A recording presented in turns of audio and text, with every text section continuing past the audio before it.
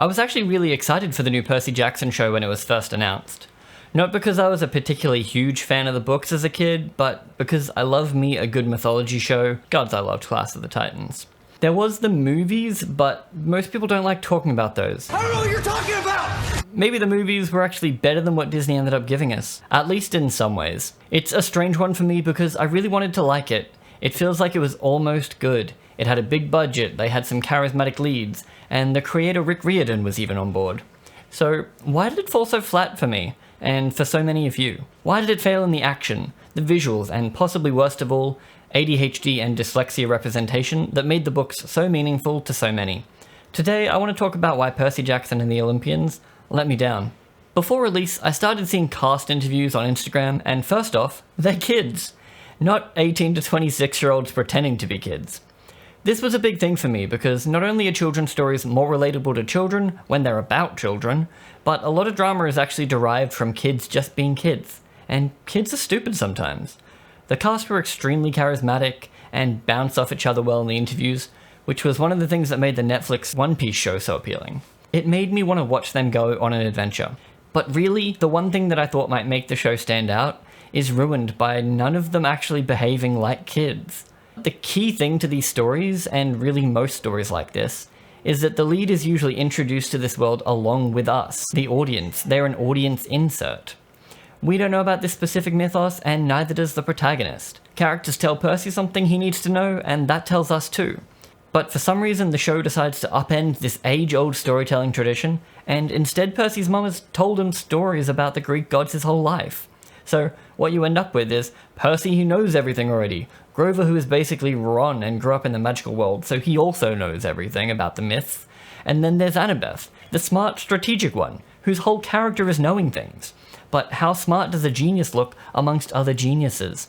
This leads to extremely arduous conversations that amount to nothing more than exposition spouting, as characters just tell each other things they already know, which just saps any sense of suspense or intrigue from the show. All this leads to what is probably the show's main downfall, that lack of suspense or stakes. Some of this may stem from Rick Riordan seemingly being heavily involved and jumping at the chance to rewrite his own books 20 years later. Is to see some backstory about some of the characters, even if Percy's not on the screen at the moment. I am a big believer in kill the author, so I don't really view this as a good thing, and in this case, I think I'm right. There seems to be a lot of self-insert god-tier parenting and revisionist history going on that's a little too close to Pottermore lore for my liking. Anyway, this really comes to a head in episode 3's We Visit the Garden Gnome Emporium, and episode 6's We Take a Zebra to Vegas. Quick point on the episode titles, most of the things they say in the title don't actually happen in the episode. There's a big theme of unwittingly stepping into the dragon's den, as it were, and having to use their wits to escape. Episode 3 is Medusa's Lair, and in the books and movie, the crew accidentally find themselves here via the smell of food, a la Hansel and Gretel, or the hunt for a MacGuffin pearl. But the big rewrite geniuses behind the Disney show have already decided that these kids know everything. Auntie M has a garden full of petrified stone folks. This is someone from our world, all right. Anyone want to guess what M is short for? So when they see the stone statues, they're immediately like, oh, it's Medusa, of course. No suspense here. No thank you. No bomb under the chair that we the audience know about but the characters don't. There is a bomb under your seat. Just a couple of incredibly smart and capable 12-year-olds with nothing to learn. Woo! I will say it does lead to a semi-interesting conversation between Medusa and Percy for about 30 seconds, but then that's just over. Since the demigods already know exactly who Medusa is and what she does and exactly how to kill her, there's a total of 3 minutes of hiding from Medusa, and then they just cut her head off, because they already had a plan they made off-screen. Unfortunately, there's no using an iPod Touch to look at her reflection, but instead, Annabeth sneaks up on her and puts the invisibility cap on her head to turn her invisible, and then Percy decapitates her. So many questions. Why did she have to be invisible for that? Wouldn't her being invisible make her harder to hit? Why didn't Annabeth just neck her while she was invisible and had a free sneak attack? The answer, of course, is Disney, and the fact they can't show kids getting into any real danger, or being shown to kill humanoids, or even any blood, which is going to make the big old war later in the series far less affecting. Nonetheless, Percy goes and commits murder. Kind of. And then they go on their merry genius way, right after committing a second kind of murder on the Fury Electo by turning her into stone. Don't worry though, she's not really dead because they need her later. This is another weird deviation from the books they keep claiming they're being so faithful to. Instead of Percy and co showing their resourcefulness and emotional capacity by discovering Electro's weakness, which is that she draws her power from negative emotions, and then controlling his own emotions, which is something that he hasn't been good at before, he just uses the loot he got from the last boss to nuke the new one. And once again, it was a plan they made up off-screen and just executed to perfection. No suspense, no drama. I swear I'll talk about more things that ruin the show other than just, the kids are smart now, in a minute. But it ruins another whole subquest that I just want to talk about first. Episode 6 is Lotus Casino. So it's pretty well recognized that people with ADHD are usually pretty easily distracted. So where oh where would be the worst place to try and get something important done? Las Vegas, baby. Big bright lights, unlimited food, and fun games? Hell yeah, sign me up. However, will our heroes with ADHD be able to navigate this tumultuous situation when among everything else going on, the free food is basically a drug that gives them a sense of contentment and time blindness? Where did the time go? But wait, oh. No, that never happens, because unlike in the books where they once again stumble into the dragon's den in search of food and rest. Noticing a bit of a pattern there, Reardon. While standing outside of the Lotus Casino, our intrepid half-bloods say to each other, oh, the Lotus Casino. The casino full of lotus flowers, specifically for the lotus eaters from the Greek myths. And then they realize that if they eat the lotus flowers, they'll be drugged and want to stay there forever. So they just kind of don't eat any. And any and all of the suspense and interesting things that could have happened just don't happen. Sure, they still get the time dilation effect because the lotus flowers are in the air, but this yet again undermines the whole point of the scene. They don't have to make any hard choices or deal with their actions. Not that the movie did it much better with the weird weed giggling scene. And the bitches. But at least in that they fell victim to their own temptations and had to choose responsibility. With great power comes... Great responsibility? I was going to stick with bitches, but... They still make Grover wander off on his weird half-baked side quest subplot, but then they just go get him and that's over. But before they leave, we get to meet Hermes, for some reason. That doesn't really forward the plot or characters in any positive way. He's played by Lin-Manuel Miranda, because he's apparently a super cool guy in real life. Lin-Manuel Miranda at Hamilton. He's the coolest guy ever. This leads to people casting him in roles that he neither suits nor has the acting abilities for. In fact, his inclusion actively damages the bad guy's whole reason for being the bad guy. Hermes, the character, seems pretty cool, and more than happy to have a chat with the kids and even help them out by lending them their car. Whereas, according to Luke, he's cold and never speaks to him and all the gods suck, wow wow wow. Hermes seems like the kind of dad that would just bring you along for the weekend in Vegas and buy you strippers, rather than abandoning you. Sure, they show Hermes in the second movie, but Nathan Fillion's Hermes is shown as basically a workaholic, which is actually a thing that some parents do and would once again be relatable to the kids. Which brings us neatly along to the gods themselves. Basically, they kinda suck. All bar one don't have an imposing presence or any real panache, they're just so flat. The exception being Lance Reddick. But he always has that going for him, and he really doesn't get anything to work with in the show's single scene. Poseidon is probably the most important god to get right, and some people might think they did so after he's finally shown at the end of episode 7, but that boring ass conversation just made me fall asleep. As in, I literally had to rewind the show twice because that scene just knocked me right out. The actor gets the stoicism right, like he displayed it as the dad in Lost in Space, but they really don't give us anything else to latch onto. They may as well have not shown him like in the books, rather than the lazy flashbacks they've crammed in just to try to justify what happens next in the present. There's an entire flashback dedicated to justifying why Percy Jackson uses the one-liner, "We're not in Kansas anymore." Once again, I think this is something that the movies managed to do better. Sure, they went a little overboard by basically having Poseidon stalk Percy, but not directly help. But the intro they added showed a giant god emerging from the water before taking human size and then arguing with Sean Bean's Zeus and setting up the actual stakes of a war coming, followed by the global weather that I don't think the show ever even touches on. Ares is probably the funniest portrayal of a god in the whole show. Adam Copeland isn't really the problem here either. It's once again completely down to the script. Ares could be considered a one-note bad guy if he said he was evil because he's the god of war and just wants more war. Sure, but they forgot to even give him that. Instead, we get a vague, oh, he works for Kronos now. That's cool, I guess. They could have gone with the multi-layered god that likes competition and testing Percy from the books, but this is something. So now we end up with an Ares versus Percy fight, where Percy manages to make Ares look like an absolute bitch. Once again, Percy doesn't need to use any cunning or newfound power, he just makes a tsunami and flattens Ares. Or maybe it's his dad that made the wave. It seems pretty effortless and there's not much of a choice involved, so I wouldn't be shocked either way. The gods in this story need to feel big. They're basically a heightened version of how kids see adults. Large, imposing, all-knowing, and all-powerful. Then the story can introduce them as flawed and layered, jealous and human. And then there's Dionysus, who is just Jason Mantzoukas, just being Jason Mantzoukas. There's really nothing I have to say about that. What I do have a lot to say about, though, is just how bad like 90% of this show looks. It's either too dark and murky to see anything, or the background just looks fake.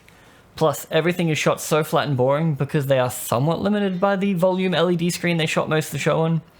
I'm pretty sure most of the show's visual issues stem from Disney's decision to really push the volume as the future, no matter how unprepared the creative team is to use it. So with the volume, if you don't know, it's basically a really big curved TV that's used mostly the same as a green screen, except because the volume actually produces light, you can get a more realistic light wrap on the actors while also giving them a better sense of where they are in the space, as opposed to just a big sea of green. Its best use was probably in the first season of The Mandalorian, especially since the big shiny helmet would have been an absolute nightmare for a green screen. So the volume can be fantastic when it's used correctly. However, it's still fundamentally a green screen. You've just swapped all of the post-production time that you'd usually work into pre-production. Despite what Disney seems to believe, it does have major downsides. Your actors can't stand too close to the screen because otherwise the gaps between the pixels will become noticeable, since each square meter of screen is only about 400 by 400 pixels. So all the action is usually in the middle of the stage with the screen way out of focus. That's why so much of the show is shot with such a shallow depth of field. A lot of people like a blurry background because it's pretty, but when almost every single shot is like this, you just end up with a really claustrophobic feeling show, considering the supposed scope and scale of the story. The volume's light output is pretty good, and lets you get realistic reflections and light wrap on your actors and props, but everyone knows that your TV will look way better when you turn off the house lights, and the volume is no different. The screen is not immune to glare, so once again, almost every shot uses very flat, soft lighting, and it's just boring. Making it even more noticeable is the stage itself, inside the screen, that means you can only move around a certain distance. This leads to shot after shot that just lacks any real dynamic movement, and loses that sense of cinema. Say what you will about the movie, but it at least looks and feels like a movie. According to the Never Wrong Internet, the show had a budget of about $15 million per episode, which seems huge considering they're only about 30 minutes each. Alas, the volume is expensive as all hell, and to sell the effect, they have to also build most of a set on the volume stage anyway. In the behind the scenes, they show them building half a theme park on the stage and then filling it with water. How is that better or more efficient? So, those kids I raved about at the beginning of the video. Realistically, none of them match their character descriptions in the books, but I don't really care about that. It didn't hold back the Harry Potter movies, and as long as they match up any errant references, it doesn't matter. In interviews and the BTS special, Walker, Leah, and Aaron seem to already embody the characters. Walker is getting distracted by the camera department and is a sassy little Ryan Reynolds. Aaron seems to play off Walker perfectly and is beamingly happy like all the time, while Leah is trying to keep them both in line and on track, and then she says her favorite subject is math. Come on. So, the following things I'm going to say are in no way directed at the little angel babies, and I don't blame them at all, because almost none of their inherent character makes it onto the screen. They had an acting coach on set, but the director must have stared them dead in the face and said, no emotion. As far as I can tell, they stripped them of all but their most basic traits and turned them into exposition machines that move robotically from one plot point to the next, easily solving any and all issues with relative ease. Really, the only thing that gives them any proper trouble is them trying to drive a car for the first time. But the characters of Percy Jackson are more than just a series of traits. They're representations of adolescence, ADHD, and dyslexia. Something to be related to for those that felt like outcasts, and probably the main thing that made the series of books as popular as they are. So, Did the show do it justice? From where I'm sitting, no. Not really at all. As far as I can remember, the only time Percy's dyslexia comes up is about 3 minutes into episode 1, where his worksheet on the school trip jumbles up a bit, and then he looks away and never mentions it again. Except maybe to explain why he can read ancient Greek. But also that's explained by the fact that his mum just casually taught him ancient Greek. Your mother taught you ancient Greek. She taught me a lot of things. Because fuck it, why not? Girl boss that parenting, Sally. Yeah. The movies didn't exactly dwell on it either, but they straight up state that Percy's ancient Greek reading is why he's dyslexic, and he uses it to read a few things on the quest. The movie also has the sense to make it one of the reasons why Percy feels like an outcast. He can't read the whiteboard at school, so he looks dumb in front of his classmates, which makes him feel embarrassed, so he withdraws into himself. Disney, on the other hand, seems to focus more on the fact that Percy can see through the mist, which hides the magical world from the muggles, I mean mortals. Instead of him daydreaming and having trouble focusing because he's itching for battle via ADHD, he's instead just preoccupied with something that's entirely real, just no one else can see it or believes him. It doesn't work nearly as well in my opinion, because he's just a spacey kid, but also anime kids exist and they have plenty of friends. One last point on our titular character, he's pretty bland. He has an occasional pop of sass that Walker plays incredibly well, but for most of the series, he's just standing around slack-jawed. They gave Logan Lerman in the movie way more to work with script-wise. Watch these two scenes side by side when Electo confronts Percy in the first episode. Also, if I'm not mistaken, the movie is also more true to the novels of this scene. How did you get up there? Whoa! You stole the lightning bolt! I don't know what you're talking about! Give it to me! Give it to me! Now! Grover time. But not really, because I don't actually have much to say about him. He's basically Ron Weasley in the show, and acts more immature than Percy and Annabeth, despite being twice their age, but that only comes up once, so it doesn't even really matter or inform his character at all. It's like Grogu being 50 years old, but still a baby. He's only 50, so the reveal in episode 1 is, wow, he's not an old man, he's a baby Yoda. They gave him his half-assed quest for Pan, but don't bother using it in any interesting ways, so it just ends up sucking time away from the actual quest, which sorely needs more runtime. I think I feel the worst for Annabeth. They sucked all of her character out and they didn't even leave a Hermione-shaped husk in the wake. Her main issue is that she's framed as the smart one of the group, but everyone else already knows everything, so she's just left to the wayside. And in true Disney fashion, they've also removed absolutely all of her flaws. I'm not going to go into the politics of it all, but a flawless character is a boring character. She should be overly logical to a fault, held back or tripped up on occasion by her hubris. But she's always right and handles every situation flawlessly, so that never even has a chance to come up. She doesn't even get any vulnerable moments. There's one in the books with Percy in the van on the way to Las Vegas, but they swapped this scene out for one that reminds us that Luke exists, because you gotta remember who he is for later, and they haven't actually shown him in like 4 weeks. Whoopsies. The most glaring lack of emotion she shows is when her only real family, Luke, betrays the gang in the final episode, and her only reaction is to take off the invisibility cap and say, I heard everything.